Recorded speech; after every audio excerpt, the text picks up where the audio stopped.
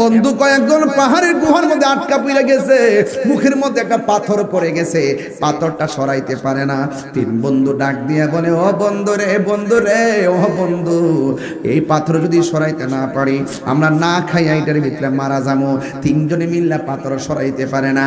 এক বন্ধু আরেক বন্ধুরে বলে, বন্ধু আরে আসোস না, মনে হয় আমরা এমন কোন পাপ করছি, আল্লাহ আমাদের মুখের মধ্যে পাথর দিয়ে দিছি। একটা কাম করো, তুমি যদি জীবনে ভালো কাজ কইরা থাকো, এই ভালো কাজের দোহাই দিয়ে আল্লাহর কাছে আজকে বিপদ থেকে উদ্ধার চাইমু। তোমরা কে কোন ভালো কাজ করছো আল্লাহর কাছে এই ভালো কাজের দোহাই দিয়ে পাথরটা সরাইবার জন্য প্রস্তাব করো।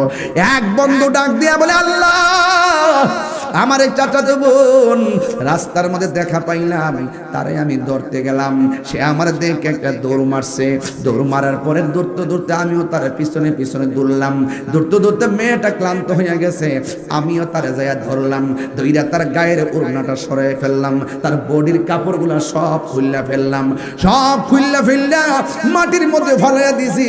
আমি তারা চূড়ান্ত ভাবে যাইয়া ভুক করতে গেলাম। মেয়েটা তখন আমার ডাক দেখো, ভাই রে, এমন একটা অবস্থার মধ্যে আমি পড়ছি, আমার জানটা চলে না, আর দৌড়তে পারি না, কাপড় চোপড় সব খুললা ফেলাইছো, এখন তুমি আমার যা মন চায় তা করতে পারবা, তবে তুমি আমার ইউজ করার আগে তোমার আমি একটা কথা বলি, কয় তাড়াতাড়ি কর, সহ্য হচ্ছে না। মেয়েটা ডাক দিয়ে কো, বাইরে তুমি যদি আমার বুক করবা তোমার কেউ বাধা দিবে না, তোমার শক্তির সঙ্গে আমি পারবো না, তবে তুমি আমার আল্লাহরে ভয় করো। মেয়েটা যখন বলছে তুমি আমার আল্লাহরে ভয় করো, এই ছেলেটা ডাক দিয়ে কি, আল্লাহ সেই দিন আমি মেয়েটারে চূড়ান্ত ভাবে বুক করতে গেছি, মেয়েটা যখন আমার বলছে, ও ভাই তুমি আল্লাহরে ভয় করো, আমার মনের ভিতরে এমন একটা জানো নাই,